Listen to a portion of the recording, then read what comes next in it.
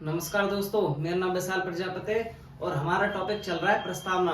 संविधान की प्रस्तावना के बारे में हम पिछली कक्षाओं में कुछ पढ़ चुके हैं, जिसमें से मुझे उम्मीद है कि आपको वो अच्छे से समझ में आ गया होगा और जिसके कारण आपको क्या है, पढ़ने में कोई समस्या नहीं आ रही होगी।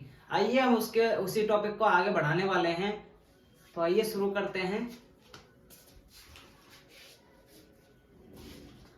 सबसे पहले मैंने आपको ये बताया था, कल कुछ इंपॉर्टेंट प्रश्न बताए थे, जिसमें से प्रस्तावना के बारे में कि प्रस्तावना को किस नाम से जाना जाता है, किस नाम से जाना जाता है, वह उद्देशिका के नाम से जाना जाता है। और ये उद्देशिका किस रूप में आई थी, मतलब किसने पेश की थी, एक रिपोर्ट के रूप में पेश हुई है, जिसको जवाहरलाल नेहरू ने पेश किया गया था। ठीक है ना, ये पेश की गई थी। इसके बाद इसको पारित होने में, तो इसमें क्या है, नया अधिवेशन लग गया, मतलब अगला सत्र बदलने से नया अधिवेशन की शुरुआत हो चुकी है। और इसमें इसके कितने शब्दों को लिया है, पहली बात इसके लिए इंग्लिश भाषा के शब्दों को लिया गया है, ठीक है, और अंग्रेजी का प्रयोग किया है, ठीक है। लैंग्वेज इसकी क्या हो गई, इंग्लिश भाषा हो गई। कितने शब्द है, 88, ठीक है भाई। इसके बाद आपने थोड़ा गौर किया होगा, तो मैंने आपको अधिवेशन लिखा दिया, उसके शब्द लिखा दिए, और सबसे बड़ी बात इसमें अनुच्छेद, जिसको अपन पैराग्राफ भी बोल सकते हैं, ठीक है। अगर क्वेश्चन पेपर में आ जाता है, क्वेश्चन पेपर पे, कि भाई इसमें कौन सा कितना पैराग्राफ है, उद्देशिका में या प्रस्तावना में कितने पैराग्राफ वो रखा गया था। शुरू में वो रखे गए थे कितना, वो थे क्या बोलते हैं, 8, जिसको अपन क्या 8 अनुच्छेद के नाम से जानते हैं, ठीक है। बताया ना कि 8 अनुच्छेद होते हैं, ठीक है। तो उसी टॉपिक को हम आगे कंटिन्यू कर रहे हैं आज, ठीक है। तो आइए फिर शुरू करते हैं। आपको पता है अपना टॉपिक चल रहा है प्रस्तावना, ठीक है भाई, अपना टॉपिक है प्रस्तावना। इसमें हम आप कुछ महत्वपूर्ण पॉइंट जान चुके हैं। अब हम जानेंगे कि प्रस्तावना के अंदर किन किन शब्दों को, मतलब किस शब्द को कितनी बार प्रयोग किया गया है, ठीक है। तो ठीक है, प्रस्तावना में शब्दों का प्रयोग, देखो है तो वैसे नॉर्मल सी चीज, फिर भी कोई पता नहीं है कि एग्जामिनर किस आधार पे आपको दे दे, फिर भी आपको ये अंदाजा होना चाहिए कि इस शब्द का कितने बार प्रयोग किया गया है, इसका मतलब क्या है। तो उसी को अपन क्या है, एक्सप्लेन करने वाले हैं। जैसे कि हम देखते हैं, सबसे पहले कुछ शब्द आए थे, हमको तो आप समझ लेंगे हम, जैसे कि भारत, ठीक है। भारत शब्द को कितने बार प्रयोग किया गया है, कि फिर आया भारत के लोग, ठीक है। फिर इसमें नागरिक भी आया था, वो क्या व्यक्ति आया था, व्यक्ति की गरिमा पता होगा आपको, है ना, और नागरिक। तो यहां तो हो गए ये शब्द, ठीक है, कोई बात नहीं है, यहां से लिखना भूल गया था मैं, ठीक है। यहां से लिख देते हैं इनका प्रयोग। तो लगभग कितनी बार प्रयोग किया गया है, देखो भारत शब्द का प्रयोग 2 बार किया गया है। जैसे कि हम भारत के लोग, ठीक है, भारत को, तो भारत शुरू में आ गया और इसके बाद दूसरी लाइन में भी भारत आता है। पर इसके बाद आप ढंग से संविधान क्या बोलते हैं, प्रस्तावना को देखना, उसके अलावा इन दो बार प्रयोग किया है ये शब्द, इसके अलावा कहीं भी आपको ये नहीं मिलेगा, ठीक है। अब जैसे कि लोग शब्द कितनी बार प्रयोग किया गया है, 1 बार भाई, आपको याद होना चाहिए, ठीक है। व्यक्ति शब्द कितनी बार प्रयोग किया गया है, 1 बार किया गया है, और नागरिक शब्द 1 बार किया है। देख लो एक बार थोड़ा सा, फिर आगे अपने की ओर आगे की तरफ चलने वाले हैं, ठीक है। ठीक है भाई, मुझे उम्मीद है आपको यहाँ तक समझ में आ गया होगा। फिर देख लेते हैं, ये अपने पॉइंट ले लेंगे, ठीक है भाई, जिसके कारण आपको कोई भी कैसे भी प्रॉब्लम नहीं आएगी। तो अपन देखा इंपॉर्टेंट पॉइंट है, आप इसको क्या है, क्या बोलते हैं, इसको आराम वैसे मत ले लेना, है ना, क्या आप सोचेंगे भाई ये कुछ काम के नहीं है तो इसको पढ़ना बेकार है, फिर भी आपको इसकी क्या है, नॉलेज होनी चाहिए, ठीक है। तो इंपॉर्टेंट तथ्य बोलता हूँ आज, ठीक है, ये महत्वपूर्ण हो जाएंगे, इनके बारे में आपको याद रखना है, किसी भी हालत में आप इनको मत छोड़ना, ठीक है। नंबर 1 पॉइंट हो गया है। नंबर 2 ले लेते हैं, प्रस्तावना में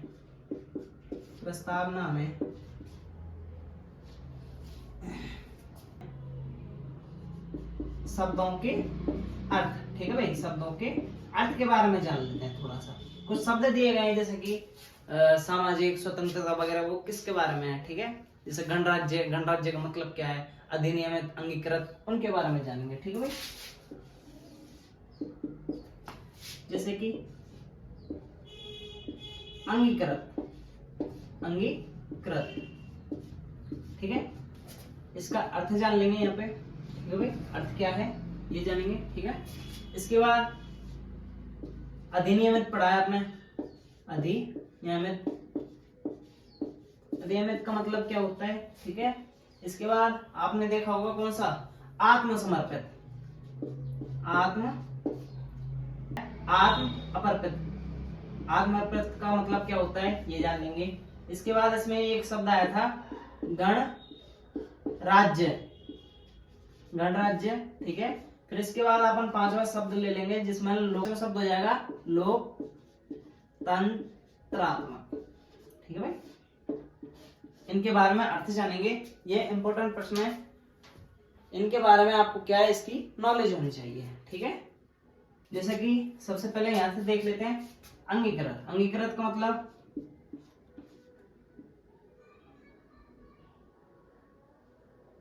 स्वीकार करना, ठीक है भाई। अंगीकृत का क्या मतलब होता है, स्वीकार करना। अधिनियमित का मतलब क्या होता है, लागू करना, लागू करना, ठीक है भाई। इसके बाद आत्मअर्पण, आत्मअर्पण मतलब स्वयं को सौंपना, स्वयं को सौंपना। स्वयं को सौंपने से मतलब है इसका कि भाई बोलते हैं ना जनता का शासन, तो लोकसभा में जितने भी व्यक्ति है या लोकसभा संविधान की सभा थी उसमें जितने भी जो भी चीज आई थी वो आदमी स्वयं मानता था कि भाई जो ये राज्य सभा है, अपनी संसद सभा है, ये अपनी स्वयं की है, इसलिए उसने क्या बोला है, ये शब्द का प्रयोग किया, आत्म अर्पित। आत्म अर्पित का मतलब हो जाएगा स्वयं को सौंपना, ठीक है, क्योंकि वो खुद मानता है इसको। इसके बाद आता है गणराज्य। गणराज्य का मतलब होता है, आपको पता है, पहली बात बोलते हैं जनता का, गण जनता का, भाई बोलते हैं क्योंकि गण का मतलब जन है ना, तो ये क्या है, जो गणराज्य को किसका है, जनता का, जिसको अपन ये बोलेंगे जनता का हो जाएगा। इसके बाद आता है लोकतंत्रात्मक, लोकतंत्रात्मक इसका मतलब हो जाएगा लोकतंत्र से, लोकतंत्र में, ठीक है भाई। ये कुछ छोटे छोटे पॉइंट हैं, इनको आपको याद होना चाहिए, ठीक है। इसके बाद अपन यहां से देख लेंगे, इनको मिटाते नहीं है, अपने पास जगह है भी, ठीक है। नंबर 3 ये हो गया अपना अर्थ हो गया, शब्दों का प्रयोग हो गया, प्रकार, ठीक है, शब्दों के प्रकार, प्रस्तावना, ठीक है भाई। प्रस्तावना में शब्दों के प्रकार, तो भाई शब्दों के प्रकार कैसे हैं वो देखेंगे अपन। जैसे कि इसमें न्याय की बात की गई है पहले, है ना, तो न्याय, जो ये न्याय शब्द आया है किस लिए आया है, ठीक है, इसके बारे में देखेंगे क्या प्रकार है क्या, ठीक है। इसमें दूसरा शब्द है अभिव्यक्ति, किस चीज के बारे में अभिव्यक्ति है, ठीक है, उसके बारे में जानेंगे। नंबर 3 स्वतंत्रता, स्वतंत्रता, इसके बाद क्या हो जाएगा, स्वतंत्रता के बारे में बात हुई है। और एक और देख लेते हैं, स्वतंत्रता के बाद आता है बंधुता, बंधुता। तो ये 4 शब्दों का प्रयोग किया गया है, चारों शब्दों के मतलब क्या है, मतलब आप सबको नॉर्मली मतलब आप समझ सकते हैं, फिर भी कि किसके बारे में, मतलब इसका प्रकार क्या है। तो देखो न्याय का मतलब हो जाएगा, न्याय का मतलब क्या हो जाएगा, देखो सामाजिक क्षेत्र में, सामाजिक, ठीक है। आर्थिक क्षेत्र में सामाजिक, आर्थिक, आर्थिक का मतलब जानते हैं ना, धन वगैरह संबंधित आर्थिक, और राजनीतिक क्षेत्र में राजनैतिक। भाई इन तीनों क्षेत्रों के अंतर्गत किसी भी व्यक्ति को क्या है, न्याय मिलना चाहिए अगर किसी के साथ कोई गलत काम होता है। जैसे सामाजिक स्तर पर, ठीक है, अगर सामाजिक स्तर पर किसी के साथ भेदभाव किया जाता है जाति के आधार पर, किसी के आधार पर, तो उसको क्या है, संविधान की जो प्रस्तावना है, संविधान की प्रस्तावना मतलब खुद क्या बोलते हैं, खुद संविधान, अगर इसके अंतर्गत कोई अगर किसी में कोई दोष पाता है तो उसका क्या है, न्याय मिलेगा समाज की ओर से, समाज नहीं देगी, कानून देगा, ठीक है। आर्थिक क्षेत्र में किसी भी मतलब ऊंच क्या बोलते हैं जाति को हमेशा बराबर करना, है ना, अनुसूचित जनजाति वगैरह उन सबको क्या है उठाना राज्य का कर्तव्य होता है, और उनको बराबर स्तर में लाना। और राजनीतिक क्षेत्र, सभी को क्या है राजनीतिक क्षेत्र में क्या है अवसर मिलने चाहिए। अगर कोई चुनाव लड़ता है तो ये थोड़ी है कि मना कर देगा भाई ये नहीं लड़ेगा, ऐसा नहीं है, सरकार सभी व्यक्तियों को क्या समान मानती है। तो इसके बाद देखते हैं अभिव्यक्ति, किसकी अभिव्यक्ति है, इसमें देख लेते हैं, इसमें थोड़े गड़बड़ कर गए, ठीक है, इसमें दूसरा शब्द ले लेते हैं समानता है, ठीक है, वो मिस्टेक हो गया। अब जैसे स्वतंत्रता के बारे में बात कर लेंगे, समानता भी ले लेंगे, ठीक है। जैसे स्वतंत्रता देखो आप, ठीक है, स्वतंत्रता किस किस क्षेत्र में है, देखो स्वतंत्रता है उसको, देखो किसी भी व्यक्ति को देखो विचार व्यक्त करने की स्वतंत्रता है, विचार अभिव्यक्ति की, है ना, और धर्म और किसकी, विश्वास की, है ना। इनकी क्या है, सरकार ने स्वतंत्रता दे रखी, कोई भी व्यक्ति किसी भी धर्म का प्रचार प्रसार कर सकता है, ठीक है। ये नहीं है मान लो जैसे क्या बोलते हैं धर्म का प्रसार, किसी के घर में भागवत कथा हो रही है या कोई भी, ये थोड़ी पड़ोसी जाके वो बोल देगा भाई इनको बंद कर ले, वो क्या है धर्म के रूप में कोई व्यक्ति धर्म का प्रचार प्रसार कर सकता है, ठीक है। विश्वास ये नहीं है किसी को मतलब गलत काम हो, गलत काम का मतलब कि भाई किसी का मान लो आसपास में क्या है कोई समस्या आ रही है, इसको डेथ वगैरह होगी, तो उसमें क्या थोड़ा सा मतलब वो तो मनोवैज्ञानिक मतलब क्या बोलते हैं वो तो सामाजिक गुण हो जाता है, ठीक है, वो बात अलग है कि सभी व्यक्तियों को धर्म का प्रसार करने की स्वतंत्रता है, कोई भी व्यक्ति किसी भी धर्म का अपना प्रसार कर सकता है, विश्वास रख सकता है, हिंदू अपने धर्म में रख सकता है, कोई व्यक्ति किसी भी धर्म में रख सकता है, ये नहीं है कि इसको ही मानो। अभिव्यक्ति अपने विचारों की स्वतंत्रता, और विचार तो आप जानते हैं जो भी मन में आता है उसको विचार बोलेंगे। बंधुता मतलब 3 शब्दों का प्रयोग किया गया है, जैसे कि व्यक्ति की गरिमा, व्यक्ति की गरिमा के बारे में, ठीक है। दूसरा राष्ट्र की एकता का, और इसके बाद एक और शब्द आया था अखंडता, ठीक है भाई, अखंडता एकता, ठीक है भाई, एकता हो गया, ये इसके अंतर्गत आ जाएगा। देखो कितने हो गए 4, अब एक और बचा है ना स्वतंत्रता, इसके बारे में जान लेते हैं। हाँ अगला रह गया है, ये हो चुके हैं, इसमें एक और रह गया है जिसको समानता है। समानता किस किस क्षेत्र में है, देखो सभी व्यक्तियों को अवसर की समानता है, अवसर, ठीक है, और प्रतिष्ठा की,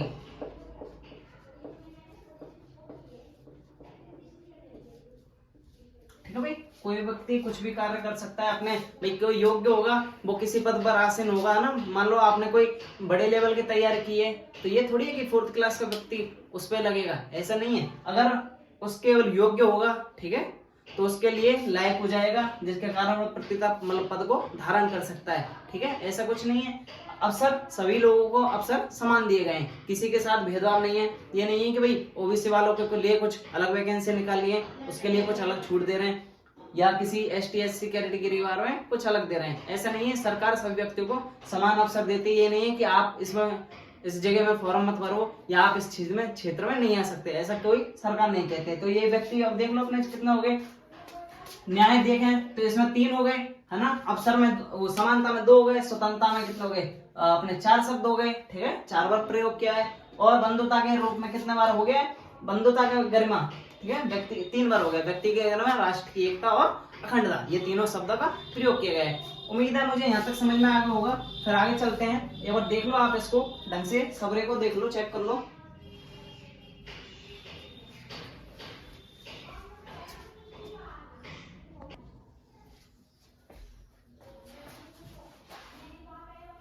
ठीक है भाई, यहाँ तक मुझे उम्मीद है आपको ये सारी चीज जो मैंने आपको समझाई ये समझ में आ गई होगी अच्छे से। फिर भी अगर कोई डाउट हो तो आप हमको बता सकते हैं। तो चलते हैं आगे की ओर, ठीक है, इसको मैं अब साफ करने वाला हूँ, एक बार देख लो अगर कोई चीज समझ नहीं आई है तो, ठीक है। ठीक है भाई, अब हम कुछ कथनों के बारे में जानेंगे कि किसने क्या मतलब प्रस्तावना के बारे में क्या कहा है, ठीक है भाई।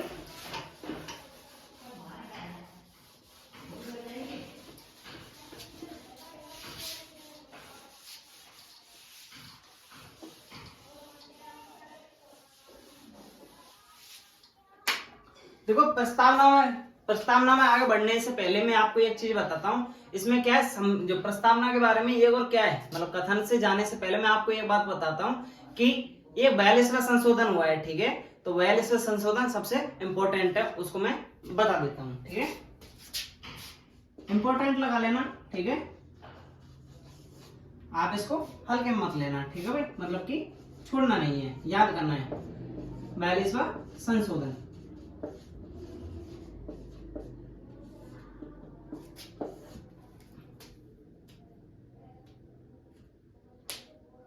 लगता है स्याही खत्म हो गई है, दूसरा देख लेता हूँ।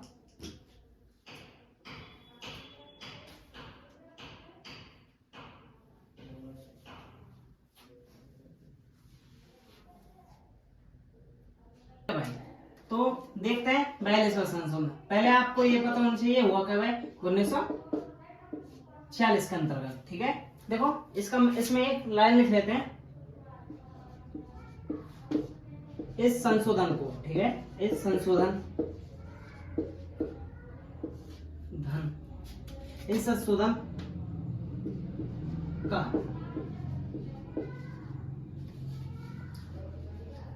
देखो थोड़ा लाइन को चेंज करते हैं। इस संशोधन के बड़े होने के कारण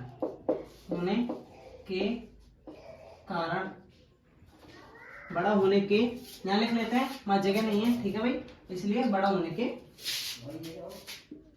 के कारण विद्वानों ने, ठीक है भाई, विद्वान कौन के हैं, विद्वान पॉलिटिकल, ठीक है भाई, राजनीतिक क्षेत्र में जितने भी अब वो विद्वान आएंगे वो वाले लिए जाएंगे, ये नहीं है कि आप किसी और को उठा लें। तो कारण क्या है, कुछ विद्वानों ने, ठीक है, विद्वानों ने इसको, कौन सा 42वां संशोधन, इसको लघु संविधान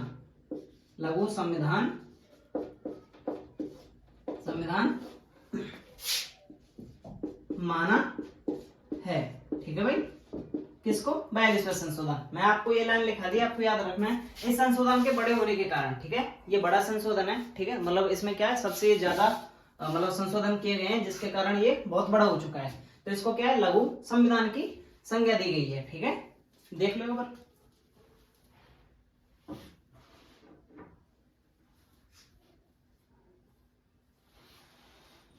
ठीक है भाई, इसके बाद देखते हैं इसमें क्या हुआ है। देखो प्रस्तावना, ठीक है, प्रस्तावना में 3 शब्द जोड़े भाई, केवल 3 शब्द के कारण ये सबसे इंपॉर्टेंट हो चुका है। 3 शब्द जोड़े हैं, तो वो कौन से शब्द जोड़े हैं केवल देख लेते हैं, ठीक है, इसका ही पॉइंट है, ठीक है, इसको मिस मत करना। तो देखो शॉर्ट ट्रिक, एक ट्रिक देख लेते हैं, शॉर्ट में याद हो जाएगा आसानी से, ज्यादा बड़ी ट्रिक नहीं है, SPA, ठीक है, देखो एस से बना दो सीधा सामाजिक,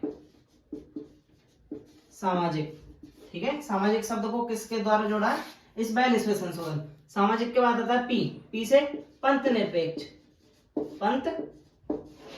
निरपेक्ष, इसके बाद आता है ए से क्या बन जाएगा, सीधा से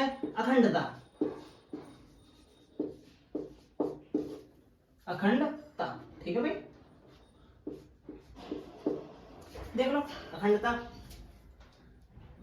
इसीलिए ये सबसे इंपॉर्टेंट हो चुका है, इसलिए आपको ये मिस नहीं करना है, क्योंकि आपको पता होना चाहिए कि 42वें संशोधन के अंतर्गत ही संविधान में ये 3 महत्वपूर्ण शब्द जोड़े हैं, ठीक है, इनका मतलब मैंने आपको बता ही दिया लगभग, ठीक है।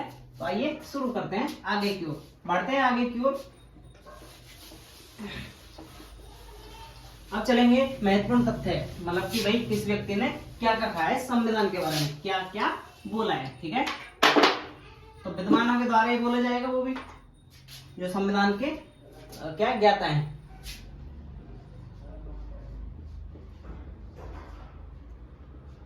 महत्वपूर्ण क्या तथ्य है, ठीक है, कथन बोल देंगे अपन, ठीक है, ये कथन ही बोलेंगे। जैसे सबसे पहले ले लेते हैं अपन खुद, ठीक है भाई, प्रस्तावना तो इन्होंने ही लिखे, जवाहरलाल नेहरू ने, ठीक है, नेहरू ने क्या बोला है, प्रस्तावना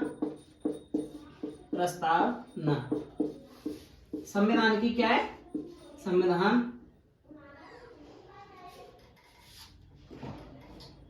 प्रस्तावना संविधान की आत्मा है। तो संविधान क्या है, संविधान की क्या है, ये प्रस्तावना आत्मा बताई है, ठीक है। इसी सेम लाइन को किसने बोल दिया है, एक आता है मोहम्मद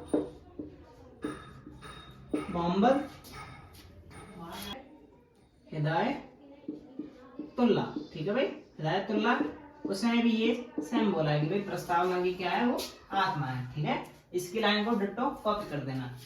इसके बाद आता है तीसरे, ठीक है। तीसरे ने भी लगभग ये लाइन बोली है, पर उसने एक और पॉइंट जोड़ दिया है, जिसका नाम क्या, तीसरा है ठाकुर दास भारवा, ठाकुर दास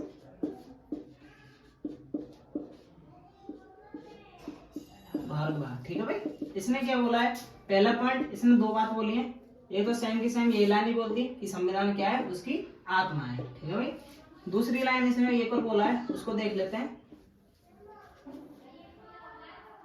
हाँ, दूसरी लाइन इसने बोल दिया है संविधान, दूसरी लाइन क्या बोला है, संविधान,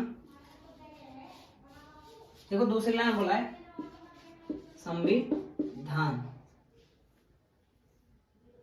सॉरी संविधान नहीं है, यह है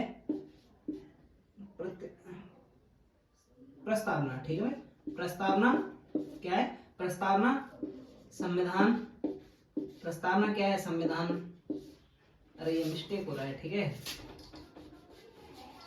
संविधान, संविधान, प्रस्तावना संविधान का क्या है, आभूषण, आभूषण है, ठीक है भाई। ठाकुरदास भारवा ने बोला है कि संविधान का क्या है, वो आभूषण है। आत्मा बोला है, साथ में इसके साथ बोल दिया है, वो क्या है, एक आभूषण है, ठीक है। तो और देख लेते हैं थोड़ा सा, एक आध और देख लेते हैं।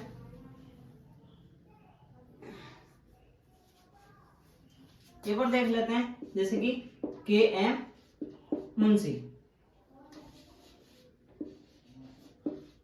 के.एम. मुंशी के बारे में देख लेते हैं। इसने क्या बोला है, इन्होंने बोला है प्रस्तावना, प्रस्तावना, प्रस्तावना संविधान, संविधान की जन्म कुंडली है भाई, जन्म कुंडली है। जन्म कुंडली को आप आसानी से समझ सकते हैं। जन्म कुंडली क्या होती है, जन्म कुंडली होती है कोई बच्चा होता है उसके बारे में चिट्ठा लिखना, कि उसके बारे में वो कब जन्मा है और उसके बारे में क्या है डिटेल, ठीक है, वो सारे जन्म से लेकर एंड तक की, ठीक है, जन्म कुंडली। इसके बाद एक और ले लेते हैं लास्ट फाइनल, A.N.A. पालकीवाल, ठीक है भाई, एम पालकीवाल के द्वारा क्या कहा है, ये देख लेते हैं। प्रस्तावना संविधान, प्रस्तावना संविधान का, प्रस्तावना संविधान का परिचय, परिचय पत्र है भाई, ठीक है भाई। आपको छोटे छोटे पॉइंट है, हालांकि ये आसानी से समझ में आ जाएंगे, ठीक है। देख लो एक बार, चेक कर लो,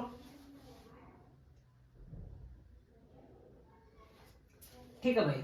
मुझे उम्मीद है आपको ये अपना ये टॉपिक कंप्लीट हो चुका है। मुझे ये उम्मीद है कि आपको ये जो संविधान की प्रस्तावना ये आसानी से समझ में आ गई होगी।